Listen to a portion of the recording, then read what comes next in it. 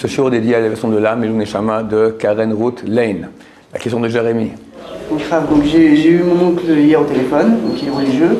Donc on a parlé du problème de l'armée.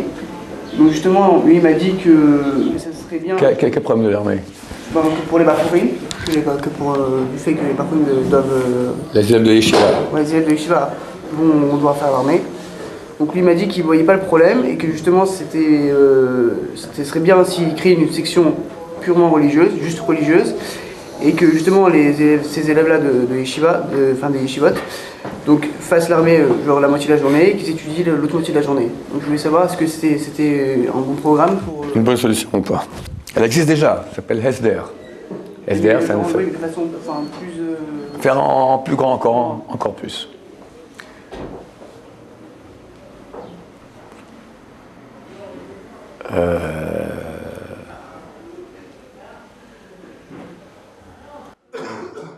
Bon, comme j'expliquais dans un cours que j'ai fait dernièrement, donc ce cours sera la deuxième partie. Ce cours s'intitule Lapide, Sahal et les étudiants de Yeshiva. Deuxième partie cette fois. Je vais commencer à expliquer, et c'est vraiment l'essentiel de la compréhension du problème. C'est aussi, on peut dire, la compréhension qu'a le monde religieux de cette notion que je vais dire maintenant, et l'incompréhension qu'a le monde non religieux de cette notion fait qu'il y a le problème aujourd'hui de confrontation entre ces deux optiques. Le monde religieux dit une chose très simple. Il dit, qui sommes-nous? Qui sommes-nous, Am Israël? Tous les peuples, on est un peuple. On n'est pas une religion, parce qu'on peut être juif sans être religieux. On n'est pas une descendance génétique, parce qu'on peut se convertir. On n'est pas tous les descendants d'Abraham, Isaac et Yaakov. On n'est pas une façon de vivre, parce qu'un non-juif qui va vivre comme un juif, n'est pas juif. Il y a beaucoup de juifs qui ne vivent pas comme un juif devrait vivre, et pourtant ils sont juifs. Ce n'est pas une conscience, parce que beaucoup de juifs ne sont même pas conscients qu'ils sont juifs, et pourtant ils le sont. Et des fois, il y a des fils de convertis qui ne savent pas que leur mère ou grand-mère s'est convertie de façon qui n'est pas valable, et se croient juifs. Donc il a une conscience d'être juif, mais il n'est pas juif. Donc ce n'est pas une religion, ce n'est pas une descendance génétique, ce n'est pas une identité, c'est un peuple juif. Mais c'est un peuple différent des autres peuples. Tous les peuples sont définis par une appartenance à leur terre. Les Français, c'est ceux qui habitent depuis un certain temps en France. Un Écossais qui a quitté l'Écosse il y a 1000 ans, depuis il habite la France, c'est un Français. Il ne sait même pas qu'il est Écossais. Par contre, un Juif qui habite la France depuis 1000 ans aussi, on va dire, alors il est Français, mais il est Juif. Il ne perd pas son identité juive. Il est Juif français. Ce n'est pas une religion. C'est un double nationalité. Juif français. Musulman aussi, Musulman, c'est une religion. Un musulman, c'est une religion. Jamais on a entendu parler, on n'entendra parler non plus, du peuple musulman. Ça n'existe pas, le peuple musulman. Il y a le peuple, tous les peuples que nous connaissons aujourd'hui, y compris beaucoup de peuples européens, d'accord, qui sont de confession musulmane. Mais tu n'as pas le peuple musulman. C'est le langage, peut-être. Pardon? C'est le langage qui veut ça, mais ça ne veut pas dire que c'est pas une religion. Je pense qu'un musulman qui se dit moi je suis un athée, d'accord, il dira pas qu'il est musulman, il dira que je suis athée. Mes parents sont musulmans, moi je suis athée. Un juif qui est athée dit moi je suis un juif athée. Il y a beaucoup de juifs athées qui se disent juifs athées. C'est clair. Il y a une religion musulmane et un peuple juif. Donc c'est une religion juive. Mais mon sujet maintenant c'est le peuple. Tous les peuples sont définis par l'appartenance à leur terre. Tous les peuples. Nous, pas. Cette terre nous appartient. C'est notre terre. Dieu en témoigne dans la Torah. On y est très très attaché. On fera tout pour la garder, Bezrat Hashem. Mais ce n'est pas elle qui nous définit en tant que peuple. Nous sommes nés dans le désert. Le peuple d'Israël est né en tant que peuple d'Israël lors de l'événement du Mont Sinaï. Là, son identité commence. Et son identité, elle est autre chose. Preuve en est que ce peuple habite hors de sa terre depuis plus de 2500 ans. La majorité des Juifs habitent hors de la terre d'Israël depuis 2500 ans.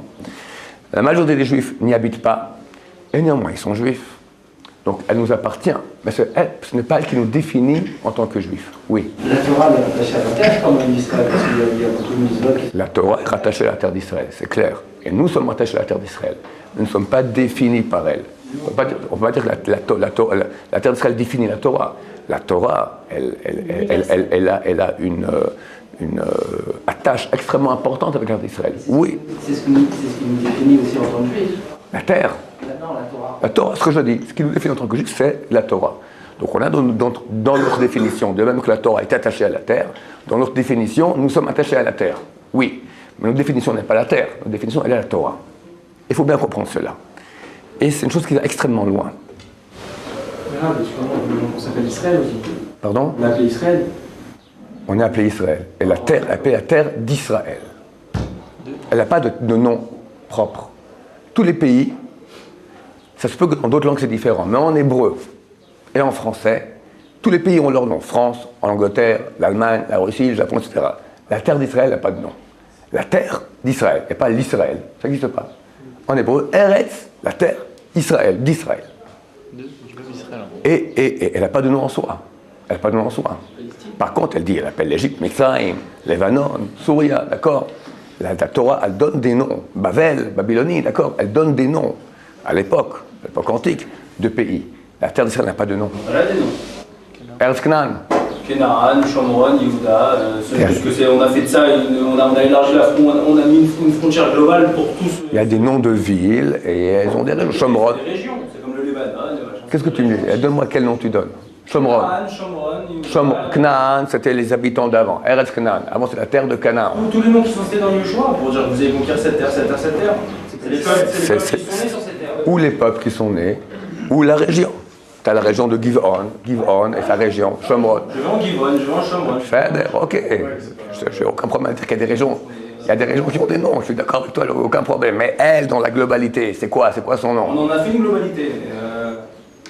Elle a une globalité. On en a fait. Hachem l'appelle la terre d'Israël. Qu'est-ce que tu veux? Qu'est-ce que tu veux? Là, Hachem, dans sa Torah, moi je parle maintenant juivement, d'accord? Après Goïm, je ne viens pas maintenant faire un débat avec eux. Je parle que d'après le judaïsme, la Torah appelle cette terre la terre d'Israël. Contrairement aux autres pays qui sont appelés d'après un nom propre.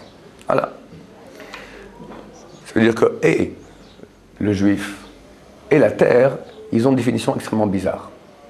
La terre, elle reçoit sa définition par à qui elle appartient.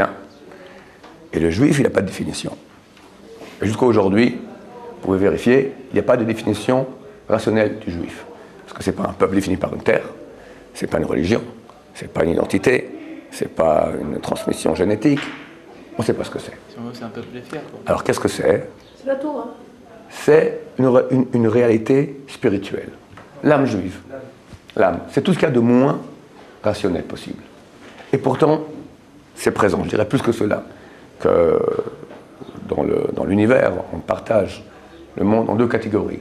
Les choses physiques et les choses métaphysiques. La chose physique, absolument tout est définissable. Tu n'as pas un objet physique qu'on ne peut pas définir. En métaphysique, rien n'est définissable. Dieu, bon, on sait qu'il existe, mais qu'est-il? On sait qu'il est tout-puissant, on sait qu'il est un, on sait qu'il est infini, mais qu'est-il? On ne sait pas. Les anges, bon, les envoyés de Dieu, quoi, ils ont des ailes, combien, comment, on ne sait pas. Les démons, l'enfer, paradis, on sait que ça existe, mais qu'est-ce que c'est exactement? On ne sait pas. Il existe un seul élément physique au monde, le juif. David, 1m80, 84, pèse 74 kilos. 75 kilos, bientôt en Shidduchim, pas encore, vous ne le voyez pas. Voilà, tu es juif. Super. Je te tiens là physiquement. Physiquement, il est là. Voyez, un juif. Je demande, qu'es-tu? Tu me dis juif. Ok, qu'est-ce que c'est qu'un juif? Un non-juif, il dira, moi je suis un monsieur français. Français, je sais ce que c'est quelqu'un qui appartient à la terre de France. Qu'est-ce que c'est qu'un juif? Il n'y a pas de réponse rationnelle.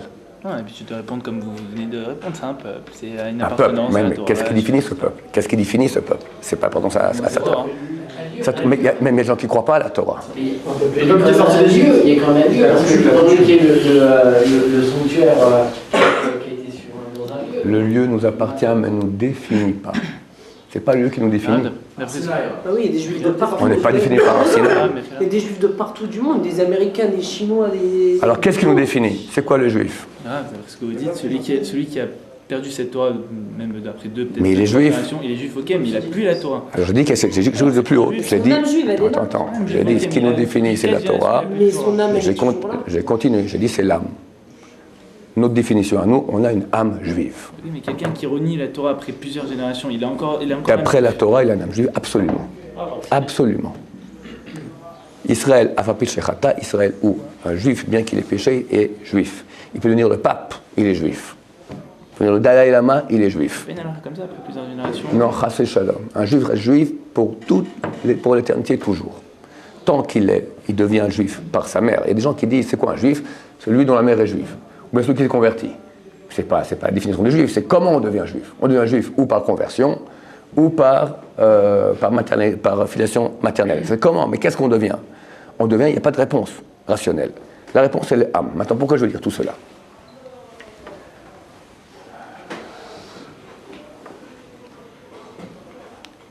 Étant donné que notre définition est métaphysique, notre façon d'agir dans le monde est métaphysique.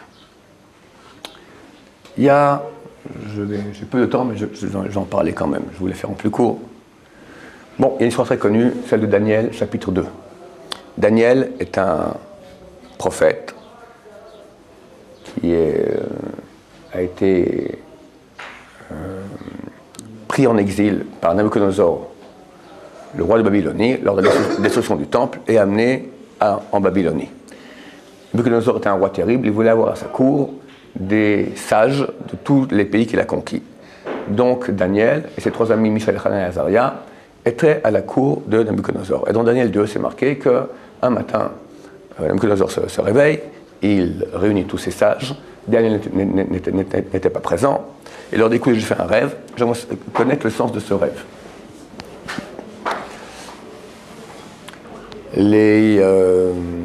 Ça, je dis, aucun problème, Sa Majesté, racontez-nous le rêve, on va vous l'expliquer, vous l'interpréter. Nabuchodonosor dit, trop facile. Le rêve, vous venez à dire n'importe quelle interprétation, comment je saurai que c'est le vrai rêve? Vous êtes des vrais magiciens, des vrais sages, vous devez être capables de deviner ce que j'ai rêvé. Les sages disent, c'est pas possible, Sa Majesté, aucun roi n'a jamais demandé à ses sages, à sa cour, à ses magiciens de deviner le rêve. C'est que les anges dans le ciel peuvent faire une chose pareille. Écoutez, on a tous au moins un bac plus 7 en interprétation des rêves. N'ayez pas peur, on vous interprète le rêve de façon la plus exacte qu'il puisse y avoir. Allez-y. Messieurs, je vous paye ici à la cour, vous êtes une centaine de sorciers, je vous paye ici à la cour, pension complète. Petit déjeuner, 10h, midi, goûter, minuit, le soir, etc. Ça me coûte de l'argent. Si vous ne me servez à rien, on va régler votre compte. Je vous laisse 1 minute. Les sages essayent de gagner du temps. Nabuchodonosor voit qu'il n'y a rien qui se passe, il se met en colère énorme et édite un décret, tous les sages de Babylonie à la fournaise. Le bourreau, qui s'appelait Arioch, va voir Daniel, lui dit, Daniel, désolé, pas besoin même de préparer tes affaires, viens comme ça, à la fournaise. Mais qu'est-ce qui se passe? Et Arioch lui raconte ce qui s'est passé. Daniel lui dit, va voir le roi immédiatement, dis-lui que je veux une audience d'urgence. Donc on sait que Daniel c'est un homme sérieux, il accepte l'audience. Daniel vient lui dire, Sa Majesté, laissez-moi 24 heures, dans 24 heures je vous ramène, je vous raconte le rêve et son interprétation. Donc on réfléchit quelques secondes, lui dit, ok, j'accepte. Mais Daniel, si dans 24 heures, j'ai pas la solution, alors je te fais une mort dans mes prisons, comme ça, dans les caves là-bas, quelque chose de spécial pour toi. Daniel fait glups et va voir ses amis, Daniel et Azaria, et ils se mettent à prier. Daniel s'endort. C'est passionnant, je vous conseille de lire Daniel, sinon ici à la bibliothèque, c'est passionnant. Pas lire la nuit, parce qu'on ne dort pas toute la nuit, tellement c'est passionnant. C'est passionnant comme livre de la Bible. Daniel s'endort et rêve du rêve de Nabuchodonosor et de son interprétation. Le lendemain matin, il vient, il dit, Sa Majesté, tu es en train de dormir sur ton lit, tout à coup tu as vu devant toi une statue énorme. La tête était d'or, la poitrine d'argent, les pieds, les jambes, le ventre de cuivre, les jambes de fer, le bout des jambes moitié fer, moitié argile. Une petite pierre venue sans l'intervention d'une main humaine a touché le bout des pieds et toute la grande statue s'est écroulée. Et la pierre a grandi et est devenue une montagne énorme qui a rempli le monde entier. Nabuchodonosor dit, Banco, Daniel, 1000%. C'est bon, attends, je l'écoute pour l'interprétation. Lui, Sa Majesté. Dieu était le maître du monde, le roi du monde. Il siégeait sur son trône à Jérusalem, le temple que tu as détruit. Et dès lors, c'est toi qui es devenu le roi du monde. Il n'y a jamais eu jusqu'à Nabuchodonosor, en tout cas dans la région, je pense même dans le monde entier, de conquérant aussi grand. C'était le plus grand empire connu jusqu'à l'époque. L'empire de Babylonie. Dieu t'a montré l'histoire de cette royauté. Toi, tu es représenté par la tête d'or. Mais un jour, ton empire va disparaître. Il sera remplacé par la poitrine d'argent. Quel est l'empire qui a conquis les Babyloniens? Ce sont les Perses. Très bien. Comparé à l'argent. Lui aussi, un jour, disparaîtra, conquis par le ventre de cuivre, qui sera l'empire grec, Alexandre le Grand. Qui lui aussi, un jour, sera renversé par les jambes de fer, Rome.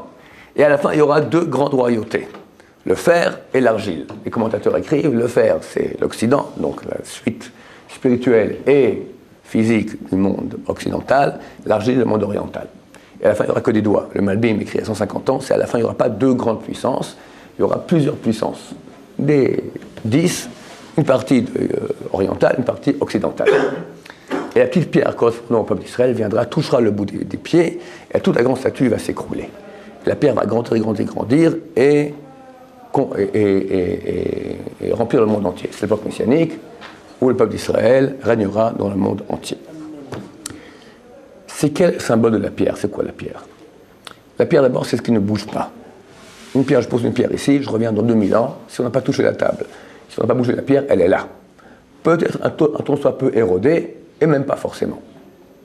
Par contre, si je prends toute autre chose qu'il y a dans le monde, qui n'est pas du domaine minéral, elle a complètement disparu.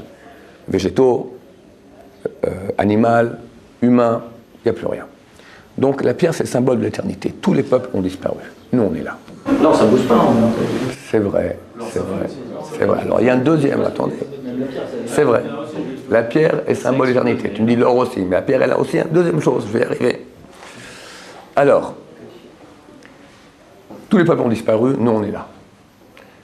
Quand on dit nos ancêtres les Gaulois, c'est pas nos ancêtres. Les Gaulois n'avaient pas la même langue, la même culture, même religion. Idi Amin italien, c'est pas la même chose que les Romains, Égyptiens modernes, Égyptiens de l'époque, les Grecs d'aujourd'hui, etc. Peut-être les Chinois, peut-être certaines tribus perses, je ne sais pas. Mais même si on trouve une autre tribu, un autre pays qui a une culture aussi vieille que la nôtre, il y a une très grande nuance entre nous et eux. Pourquoi? Parce qu'eux sont restés sur leur propre terre. Nous, on était en exil. Ça fait 2500 ans qu'on est en exil. Et un peuple en exil disparaît en 2-3 générations, et ça c'est terminé. T'as pas beaucoup de peuples qui ont tenu plus de 3-4 siècles. Pas beaucoup. Aucun, on pourrait même dire. Non seulement ceux-là, exilés, mais chaque génération, comme on dit l'histoire de Pessah, quelqu'un se lève pour anéantir le peuple d'Israël. C'est écrit il y a 2000 ans. Et chaque génération, ça ne rate jamais. Ahmadinejad, et avant lui Arafat, et avant lui Saddam Hussein, et avant lui Nasser, avant lui Staline, avant lui Hitler, avant lui le KGB, avant lui le NKVD, avant lui les tsars, et avant lui, chaque génération. Quelqu'un se lève, écoutez les potes, j'ai une nouvelle idée, un truc original, personne n'a jamais pensé. Quoi? On va annoncer le peuple juif. Ah tiens, on ne connaissait pas. À tous les coups. Et à chaque fois, il disparaît, et nous on est là. C'est extraordinaire. Quel est le secret de la pierre? Grâce à quoi on a tenu? 3500 ans d'histoire, grâce à quoi? À notre armée, grâce à notre âme. Comme on dit, Vehiche Amda, le soir de Pessah, Vehiche Amda. C'est grâce à elle. Car à chaque génération, quelqu'un se promène à anéantir et Dieu nous sauve de leurs mains. C'est quoi grâce à elle? Le sens simple, c'est la promesse que Dieu a fait à Abraham. La Kabbalah dit, c'est qui? Elle, c'est la Shrina, la présence divine qui est avec nous. Et nous, notre source est dans la Shrina. Notre source est dans la présence divine. De même que Dieu est éternel, nous sommes éternels. De même que le nom de Dieu, de même que Dieu est une notion qu'on ne peut pas déterminer, définir de façon rationnelle, de même la définition de juif n'est pas rationnelle. Et qu'est-ce qu'on montre aux nations? Que montre cette histoire-là, ce rêve de Nabuchodonosor? Il montre la statue énorme qui est la force physique. Tous ces peuples ont régné grâce à leur force physique, militaire. Nous pas. On a une petite pierre de rien du tout. Et quel est son secret? La pierre se dit en hébreu Even. Even. Rashi, dans le verset où Misham, Roé, Even Israël, il explique Even, c'est la contraction de deux mots. Av, Ben, père, fils. que le père enseigne la Torah à son fils. Comme dit la Gemara, quand le fils se met à parler, on enseigne Shema Israël, on enseigne l'hébreu. Et sinon, on l'a enterré. Quoi, on l'a enterré? Il est là, il pétille, il gambade, il est content. On a pensé la Torah, ok, ça va, je ne vais pas enterrer. Tu as enterré son éternité. Ben, un corps, il y a un corps. Un beau jour, il va mourir. Et quand il meurt, ben, il est mort. Où est son éternité? L'éternité, c'est la Torah. C'est ce que nous montrons aux nations.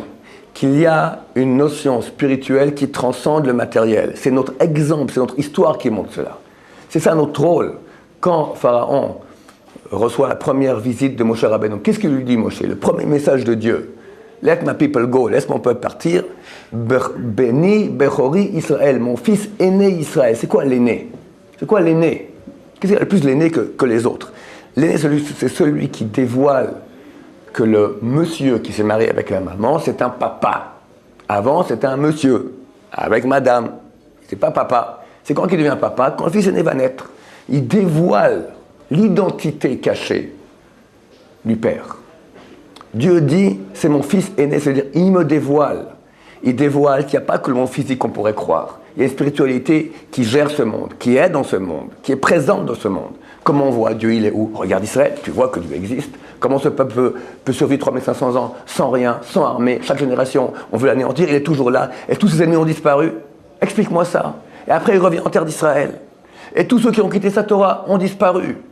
Tous ceux qui ont quitté la Torah d'Israël, la vraie Torah, celle des rabbins orthodoxes, celle des Pourouchim de l'époque, tous les mouvements qu'il y a eu, ils sont où aujourd'hui? Les Baïtosim, les Tzedokim, les Esséniens, les Zélotes, les chrétiens, les Karaïtes, les néologues, les conservatifs de l'époque, d'accord, les réformistes de l'époque. Il y a des réformistes aujourd'hui, il y a des mouvements comme ça, mais on ne connaît pas un petit-fils ou un arrière-petit-fils d'un de ces mouvements qui est encore juif. Il est goy, il est parti. Les seuls qui ont tenu, ceux qui sont attachés à cette Torah-là, qui a le père enseigné à son fils, qui est devenu père et qui a enseigné à son fils. Et ça réussit à transpasser toute l'histoire. C'est ça qu'on montre aux nations. Donc il faut, quand tu parles à ton nom, il faut expliquer d'abord qui nous sommes.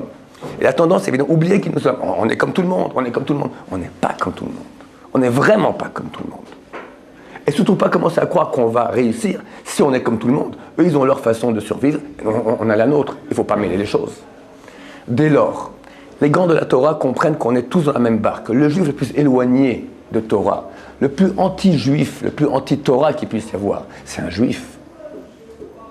Et nous voulons maintenant le bien de tous les juifs. Pas que du monde orthodoxe. Tous les juifs, on est dans la même barque, on est tous un peuple. Et un juif qui est tué dans le monde entier, peu importe qui, quoi, comment, il est tué parce qu'il est juif, ça nous touche. Et pas qu'aujourd'hui. Moi, je lis un texte qui date je lis qu'en 1120, 20 juifs ont été brûlés vifs à Rouen. Ça me touche.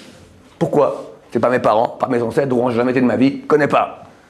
Non, mais c'est mon peuple. C'est mon peuple. Maintenant, les grands de la Torah, qu'ils ont une seule inquiétude jour et nuit, faire que le peuple d'Israël aille mieux, survive mieux. Ils ont compris que le seul moyen, c'est Torah. Donc pour sauver nos frères, pour sauver nous-mêmes, mais aussi tous nos frères qui sont loin de Torah, il y a ici une nécessité qui est beaucoup d'études de Torah.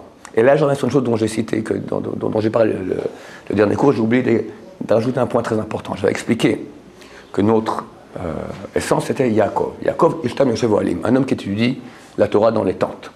Et lorsqu'il rentre chez son père, Yitzhak, déguisé recouvert avec les peaux de fourrure, son père dit à Kol Kol Yaakov, Ve'adem Yedei Esav. La voix est celle de Jacob, il entend la voix de Jacob, et les mains sont celles d'Esav.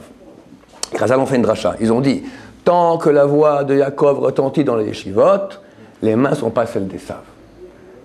Esav a été béni, tu vivras sur ton épée, la force physique. Nous, notre force, c'est notre bouche, l'étude de Torah. Et tant que la voix de Jacob retentit dans les yeshivot, alors Esav est ligoté. Les mains ne sont pas celles d'Esav. Il ne peut pas utiliser son pouvoir, en tout cas contre nous. Maintenant, cette dracha de Chazal, cette explication allégorique du texte, elle est complètement contraire au texte. Que dit le texte? Le texte dit, Yitzhak a dit, la voix est celle de Jacob, les mains sont celles d'Esav. Or, que dit Chazal? Tant que la voix est celle de Jacob, la voix que j'entends celle de Jacob, les mains ne sont pas celles d'Ésav. C'est le contraire, le texte il dit la voix est celle de Jacob, les mains sont celles d'Ésav. La dracha, pour être bien cohérente par rapport au texte, aurait dû être tant que la voix de Jacob retentit, alors Ésav il a le poignard et il est fort. Ils ont dit le contraire, il n'a rien. Mais le texte dit le contraire. Au contraire, lorsque la voix de Jacob, les mains sont celles d'Ésav. Et Chazal dit ce ne sont pas les mains d'Ésav. Comment Chazal peut-il retourner le texte comme ça, en faire ce qu'ils veulent? Ça ne tient pas la route. Réponse. Le mot Hakol en hébreu s'écrit Hey, Kouf, Vav, Lamed. Kol, Kouf, Vav, Lamed. Dans le texte de la Torah, le mot Hakol est marqué sans le Vav. Il est écrit Hey, Kouf, Lamed. On peut lire Hakel. Hakel, c'est quoi Hakel? Allège. Pas qu'on arrête d'étudier, alors Esav vient et brandit le poignard contre nous, il y a la menace de nos ennemis qui vient du monde entier. Pas du tout. Pas quand on arrête d'étudier. Quand on allège la voix, on était à 10 000 décibels, on passe à 9 999 décibels de Torah. Immédiatement, le poignard se lève déjà. Allège la voix de Jacob. Donnez-moi ma sechet Nedarim. Le deuxième, il est écrit avec Vav. Le deuxième avec Vav. Tu es sorti d'où? Avec Vav. Hakel Kol Yaakov. Le deuxième Vav, le deuxième Kol marqué avec le Vav. Donc on lit Hakel Kol Yaakov Adam et Esav. C'est exactement cela. Les Darim Lamed Bet. On a essayé une Gemara. J'invente pas, c'est une Gemara. C'est sur ça que nous vivons. C'est écrit il y a 1500 ans. D'accord? Alors on va poser une question. Adi Rabbi Elazar. Pourquoi a été puni Avraham Avinu? Que ses enfants ont été envoyés en esclavage pendant 210 ans en Égypte. 210 ans d'esclavage. D'abord, court, mais après très très dur. Très très dur. Tous les jours, on égorge 300 petits bébés pour le bain de sang de Pharaon. Il manque une pierre, on met à la place. Un esclavage terrible. Des dizaines d'années. Pourquoi? On n'a rien fait. Je ne comprends pas le sens de Sigmara. C'est trop. Mais c'est marqué. Répond Sigmara. Parce que Avraham Avinu a fait une Angaria avec des Talmidei Chachamim, avec des étudiants de Torah. Qu'est-ce que c'est qu'une Angaria? Nous dit le Ran, donc le grand commentateur Rabbeinu Nissim de traité Nedarim, Sholichan Milchama, les a pris à la guerre. Verek et Chanichav, Dainu ben Adam, Shechinech la Torah. Avraham Avinu habite la terre d'Israël. Il y a une guerre. 4 rois qui viennent de la région de Babylonie font la guerre contre 5 rois de la région ici. Les 4 rois gagnent la guerre et prennent du butin et aussi prennent tous les gens en butin. Parmi ces gens pris en butin, qui y a, ces prisonniers, le neveu d'Abraham, Lot. C'est pas un grand sadique, mais c'est quand même son neveu. Abraham se dit, je ne peux pas laisser ça comme ça. Il prend sa yeshiva. Ils sont 317 élèves. C'est pas Ponovitch, c'est pas Mir, petite yeshiva. 317 élèves. Et ils vont se battre et gagnent la guerre contre les 4 rois. Et ramènent Lot. Ça a pris une nuit. Une nuit. Qu'est-ce qu'il veut faire Abraham? Rester les bras croisés, prendre son neveu comme ça. Je peux sauver quelqu'un, je dois le sauver. Non, 600 personnes en danger. La Torah dit oui, mais quand même, tu as une nuit de Torah qui est partie en poussière. Une nuit de Torah, 210 ans d'esclavage en Égypte, mon cher ami. Je comprends pas. Mais il y a un message. Pas qu'on arrête d'étudier. Une nuit. C'est pas la fin des haricots. C'est la fin des haricots. C'est 210 ans en Égypte, c'est dangereux. On est entouré du Hezbollah, 150 000 missiles. Un missile pour chaque bâtiment ici en Israël. Et il y a l'Iran. Et tous nos amis autour qui sont en plein printemps, automne, hiver, je ne sais pas de quoi ils vivent, mais ils sont en état d'effervescence, c'est dangereux. Et on n'est pas aimé dans le monde. Et les communautés juives dans le monde entier, en Europe et partout, on n'est pas tellement en sécurité. Grâce à quoi on tient? Grâce, comme on a fait 3500 ans, Hachem nous protège, en fonction de nos mérites spirituels, principalement études de Torah. Les grands de la Torah veulent la protection du peuple d'Israël, de tous les juifs, même les plus éloignés, tous. Alors ils disent comme ça, c'est très simple. Pas tout le monde peut aller à la yeshiva. C'est comme une armée. Dans une armée, tu as les commandos, les aviateurs. C'est des entraînements très difficiles, etc. Ça, c'est la crème. Tu as des soldats combattants moyens, on va dire les tankistes, les parachutistes, les golanais, etc. Et puis tu as les gens qui sont plutôt dans dans les bureaux, dans le service de renseignement, des trucs très utiles aussi. Mais c'est moins dur. Chacun aide. Chacun aide. Il est clair que tu prends un secrétaire et un commando, au niveau de l'impact de défense, le commando fait plus de travail que le secrétaire. Tous sont utiles. Les commandos, c'est les étudiants de yeshiva. Les secrétaires, ceux qui n'étudient pas du tout la Torah, mais ils sont dans la même armée. On a besoin d'eux aussi. On est un peuple entier. Il nous faut des médecins, des avocats, des maçons. Il faut de tout pour un peuple, c'est normal. Du temps de Moshe Rabbeinu, du temps du temple, il y avait une tribu qui était d'études de Torah, Lévi. Lévi, ils n'avaient même pas de champ. Il y avait quelques autour des villes comme ça. Ils n'avaient pas un Nahala dans le partage de la terre d'Israël en 12. Ils n'avaient pas de tribu, pas de terre, pas de territoire de Lévi. Tu as Yuda, Binyamin, Shimon, tu n'as pas Lévi. Lévi, il est destiné à l'étude de Torah. Là aussi, tu as une tribu, ceux qui veulent, comme dit le Rambam, chacun dont le cœur l'a poussé à devenir, se sanctifier, devenir saint des saints pour étudier la Torah jour et nuit. On a besoin de ces commandos. Tu as les gens qui ne sont pas du tout dans le coup, on va leur demander, puis tu as les gens qui font aussi, qui ne peuvent pas s'asseoir toute la journée. Ah, ils font à moitié-moitié, moitié armée, moitié yeshiva. Tous sont utiles. Si quelqu'un vient me voir et me dit, qu'est-ce qui est mieux? Comme moi je suis, quand on rentre à l'armée, tu as le Bakoum. Bakoum, c'est Bassis, Klita ou Miyun, la base de réception et de sélection. Où on va? Là, on de intégration et sélection. Quelqu'un, il va voir l'officier, il dit, moi, qu'est-ce que est le mieux que je fasse? Le mieux, me rendre dans les commandos. Alors, il pèse 150 kilos et il fait 10 mètres, il est essoufflé comme un...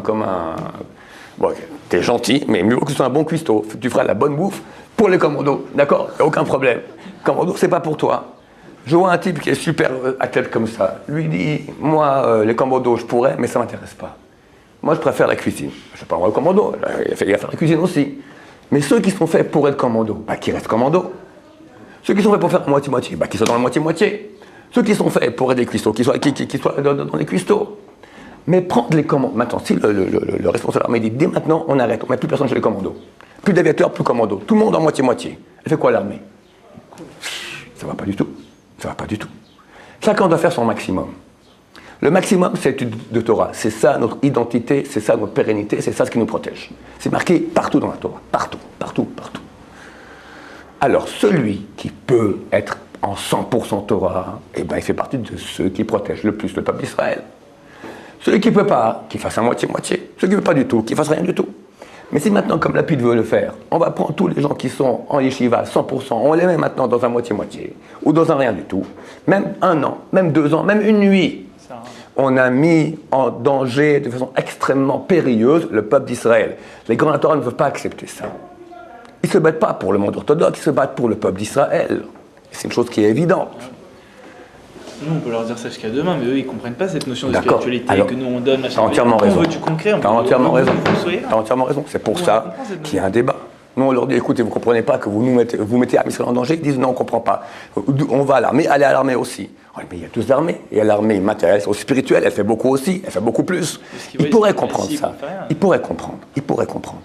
Parce que même les psychologues non juifs dans les armées disent que si le soldat est motivé, il a une bonne motivation, il sera un meilleur soldat. Et ils comprennent pour ça qu'il faut à l'arrière des penseurs qui mettent en place les motivations. Il faut toujours qu'il y ait une certaine partie de la population qui soit celle qui pense et qui donne les messages. Et si maintenant, on leur parle pas, ça fait rien, le message il passe, il existe. C'est nous cette catégorie, c'est nous les penseurs, c'est les Shiva. Ils pourraient comprendre cela, mais c'est vrai qu'ils ne veulent pas comprendre, ou ils ne comprennent pas, vraiment ils ne comprennent pas, ou ils ne veulent pas comprendre, peu importe. Le débat provient effectivement d'un manque de compréhension. Mais nous, on doit aussi connaître notre point de vue. On peut expliquer comme j'expliquais maintenant, regarde notre histoire. Chez beaucoup d'Israéliens, l'histoire d'Israël commence en 48. Il faut leur dire, on a 3500 ans d'histoire, comment on a fait avant? Ils peuvent entendre cela. Le débat, le vrai problème, c'est cela. C'est qu'il y a des gens qui disent non, la Torah ne sert à rien. Je ne peux rien dire. Je peux lui montrer l'exemple de l'histoire, où il accepte, ou il n'accepte pas. Mais au moins que nous sachions que si nous voulons vraiment, en tant que juifs religieux, je parle en tant que juifs religieux, ceux qui croient à la Torah, si nous voulons vraiment le bien d'Israël, alors le mieux, c'est 100% yeshiva. Si on ne peut pas, moitié-moitié. Quelqu'un qui est dans la moitié-moitié et il peut 100%, bah qu'il est au 100%. Quelqu'un qui ne peut pas, moi, mon premier ravouta, quand je suis arrivé à la yeshiva, j'avais 22 ans, il voulait arrêter de faire la yeshiva. Le Rav Eliashiv, le Rav Eliashiv, c'est Me'acharim, pas black, black de black. Black de black. Il lui a dit, tu quittes la yeshiva, tu vas à l'armée. Ton sang n'est pas plus rouge que celui d'un autre. On comprend qu'on est tous dans la même barque, on est là pour protéger Israël. Ou on protège dans l'arme qui s'appelle Torah, que nous appelons les commandos, ou on protège dans l'arme qui s'appelle l'armée. L'armée, les vrais commandos, ceux qui vont avec les fusils. Mais qui est plus utile? J'ai bien expliqué, 3500 ans d'histoire te montre que le plus utile, c'est la spiritualité.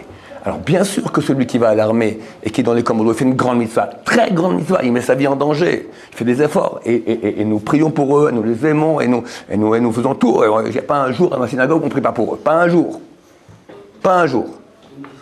Alors oui, mais si quelqu'un demande maintenant, qu'est-ce qui est mieux pour mieux protéger Israël? Réponse, Torah. Et si des gens ne comprennent pas cela et veulent que le monde de la Torah disparaisse, en tout cas s'amoindrisse, ils mettent de façon extrêmement grave en danger le peuple d'Israël. C'est pour ça que les orthodoxes s'opposent à cela pour le bien du peuple d'Israël.